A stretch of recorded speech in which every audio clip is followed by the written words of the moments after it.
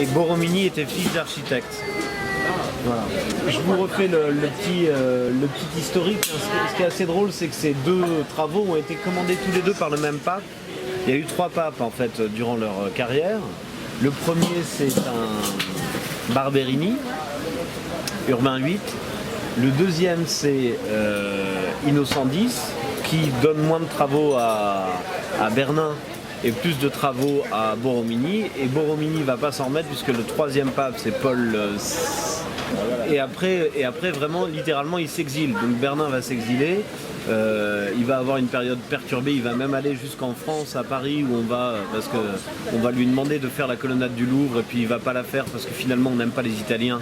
Et on veut créer une manière classique en France. Donc on fait comme si on allait lui faire une commande, et puis finalement, tergiversation, et puis on n'en fait pas. Mais il reste une sculpture du Bernin de Louis XIV à cheval, qui est très belle, dont vous avez vu un petit modèle à la galerie Borghese. Voilà. Donc tout ça pour revenir à nos deux personnages. Donc là on est dans les années 1650, au milieu de leur carrière. L'église n'est pas de lui. Lui, il fait la façade et il fait les deux clochers, mais je suis même pas sûr il doit aménager un truc où il y a déjà 3 architectes qui ont, enfin une église, il y a déjà 3 architectes qui ont travaillé sur l'église. C'est pour ça que Saint-Charles est intéressant et que Saint-Yves est intéressant, parce que, et c'est assez rare, c'est des églises qu'ils ont pu faire. À Saint-Jean-de-la-France, vous allez voir, c'est Borromini aussi, mais le pape justement demande, Innocent X dit, je veux absolument que vous respectiez l'héritage de ce que vous avez eu, le plan basilical, etc. Donc ils ne peuvent pas faire n'importe quoi et s'abandonner au délire. Donc c'est très beau Saint-Jean, mais tu vas voir, c'est une agrégation de tout un tas de styles, de monuments. On peut pas tout casser, c'est une intégration.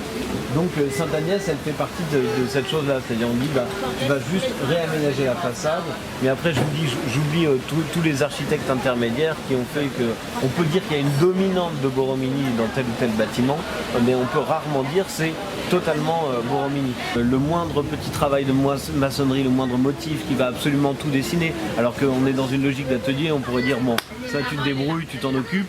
Lui ne supporte pas ça, et c'est ce que quand je disais c'est un mathématicien, c'est un ingénieur, mais on a fait souvent le procès à Borromini en lui disant mais d'abord ses contemporains lui disent mais c'est complètement bizarre, c'est fantaisiste en fait ce que tu fais, parce que c'est des espèces d'aberrations architecturales. C'est ça le paradoxe, c'est qu'il s'autorise. Si c'était un surréaliste, on dirait c'est de la...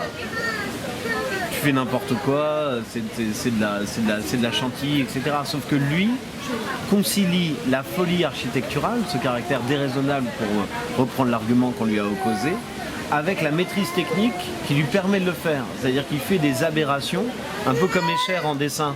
Vous voyez, je ne sais pas si vous voyez, qui fait des espèces d'illusions d'optique, mais ça demande une rigueur technique absolue.